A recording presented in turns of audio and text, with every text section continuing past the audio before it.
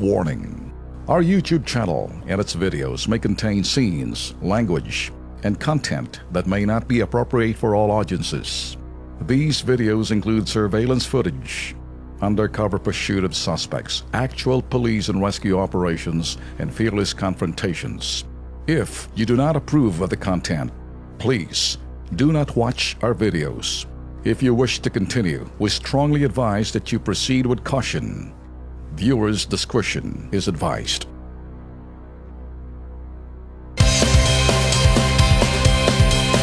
Kasama mo natin dito ang mga residente ho ng Sampaguita, Taytay, Rizal na sina Nemrod Dasilo at si Michael Deleganza. Ito si Michael at si Nemrod, yan po, nakikita niyo sa TV screen. Ang kanil pong nirereklamo, dahil 20 years na daw sila naninirahan po dyan sa nasabing komunidad. Ang problema, abay pinapaalis daw sila ng isa pong nagpakilalang empleyado daw ng Urban Poor Affairs Office o UPAO. Ibebenta na raw kasi ang kanila pong tinitirhan sa isang nagkaka-interest pong investor. Kaya kunin ho natin ang reklamo ho nila mula kay Nemrod at kay Michael. Okay, sino mauna? Michael? O si Nemrod muna? Siya po. Nemrod, okay. Ba't gusto daw hong bilhin ito na isa pong investor? Ano bang katayuan ng inyong pong bahay nyo dyan? Gusto pong bilhin itong lugar na ito kasi maganda ng pagtayo ng negosyo. Actually, matagal na kami dyan noon, wala pang nagkaka-interest niyan. Okay. Ngayon, pinipilit na kami ibenta namin kahit ayaw namin. Gusto nilang ipagbili namin sa kanila. Kaya nga, ito si Mila, pinatawagan ako, hindi ako pumunta para ibenta itong tinitirikan namin. Okay. Yung iba, Pumayag nabenta na. Nabenta na. Yung mga caretaker lang ang nakatira, yung mga may-ari talaga mismo hindi naman nagbenta, pero binakura na yun. Okay, para maintindihan ng ating mga viewers rin, ang inyong lupang tinitirikan ngayon na tinitirhan ninyo ay in-award sa inyo ito ng anong gobyerno? Actually po, hindi pa ito na-award. Hindi pa. Okay.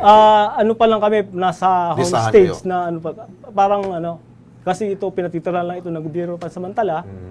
At kapag siguro pagdating ng panahon, may award sa amin. Okay. So ngayon, ang inyong posisyon ngayon, ayaw nyo ibenta dahil wala Ayaw kayong ibang malilipatan. Parang gano'n ang inyong pong stand ngayon. Okay, Michael, ikaw rin. Ganun rin ang stand mo, Michael? Ayaw mo rin ibenta itong lupa na ito? Yes sir, ganun din po ang aking paninindigan sapagkat ito po ay napaghirapan na rin po namin. And at the same time, nasimulan namin yung pag-iipon para po lahat ng aming patutunguhan panghabang buhay po na matitirahan. Okay, makakausap naman natin ho ang OIC ho ng UPAO. Ito po yung Urban Poor Affairs Office. Walang iba kundi si Mila Moniz. Mila, magandang gabi ho. Si Alex Santos mo to. Kasama ho natin si Ben Tulfo at si Nika Alihar para pag-usapan itong issue po tungkol po to sa lupa. Ano ba ho? Meron po ho bang kapangyarihan po bang UPAO para pagsabihan po itong mga naninirahan po dyan na pwede nila ibenta yung lupa?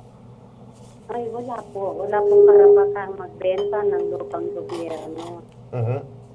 Wala pong kapangyarihan na ibinibigay. Ang tanging gawain po sa opisina ng UPAO ay upang inayos ang mga informal settlers, tulungan sila kung sakasakali at merong mga nag-aagawan at nagbebentahan, yan po ay aming pinisigilan. Okay, so madaling salita, hindi naman ho ninyo sila pinupwersa na umalis ho dun sa lugar ho yun?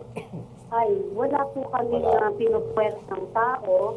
Unang-una po, wala po kami napupwersang tao para po umalis sa kanilang mga lugar.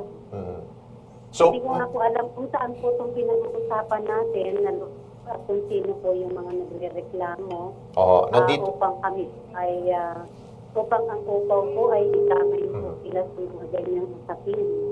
Okay, nandito kasi ho sila Nemrod at si Michael. At sinasabi, ang upaw daw ho ay lumapit sa inyo, no? Opo. Ayun.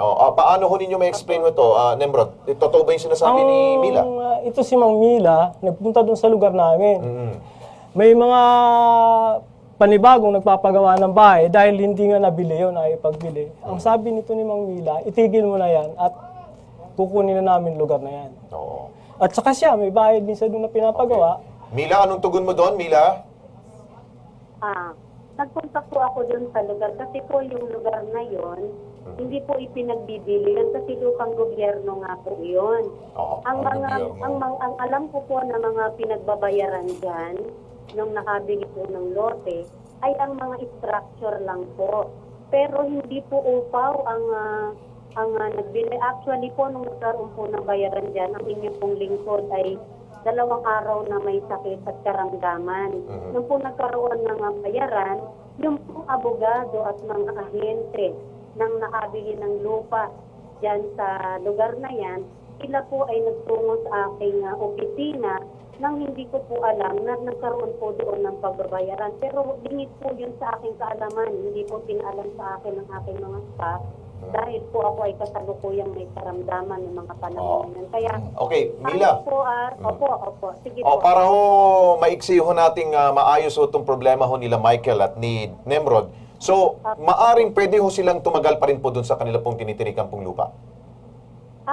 Meron po silang pagkakataon. Kaya lang po, hindi ko po matiyak kung paano po ang gagawin dyan dahil wala pa po sa ngayon na pinal na pinag-uusapan tungkol dyan sa lupang iyan. Okay, Alex. Okay. Mila, quickly lang, ano? Kinikilala niyo ho ba sila na para sila, hoy, may karapatan nandoon? Kasi parang sinasala ho natin kasi para magkaintindihan. Opo. Sila ho ba may karapatan doon? Or kinikilala niyo sila bilang rights na manatili sa lugar na yun? Sa ngayon po, hindi ko po maibibigay ang pinal na desisyon dyan po sa opisina. Alright, sige. Kung hindi niyo bigay, ano hong status nila? Ano hong status nila ngayon para matapos na tayo? Tapos papapuntahin namin sa opisina para magkaayos ho kayo. Anong status nila? Parang walang katiyakan ho. Sir Alex, actually po, nagpadala po ako ng invitasyon sa kanila at paanyaya upang sila po ay makausap namin. Ayun, okay. Siguro, po dyan sa usapin na yan. Maigi siguro, Nemrod at Michael, puntahan na lang ninyo Yan. para malinawan siguro kung anong status ho ninyo doon. Opo. Kasi- Wala namang puwersahan do dito eh. Yun Wala naman ang po, promise wala ni Mila. Okay. Okay. Mila, thank you so much po. Salamat po, Mila Moniz, mula Maraming Cubao. salamat po. Maraming Okay. salamat po. Para quickly lang, ano? Para ito para maging masiguro. Internal yung problema ninyo. Kami hindi pwede manghimasok pero pinakinggan namin kayo. Subalit para kayo'y makilala kung yung lehitimo doon sa lugar na yon, kinakailangan nakikilalanin ho muna kayo. May pagsasala ho yan. Sinasala muna kung sinong lehitimo at hindi. Pakiwari ko, siguro magkaintindihan muna kayo. Kapag medyo nakuha nyo na yung pinal, kung ano ba talagang status nyo, tingin ko nasa purgatorio pa kayo eh. Eh ngayon, ilalagay natin kayo nalilito. Bago kayo mapunta sa langit o huwag naman sa impyerno, usap muna kayo, ha? At least narinig naman ng bawat panig. Okay.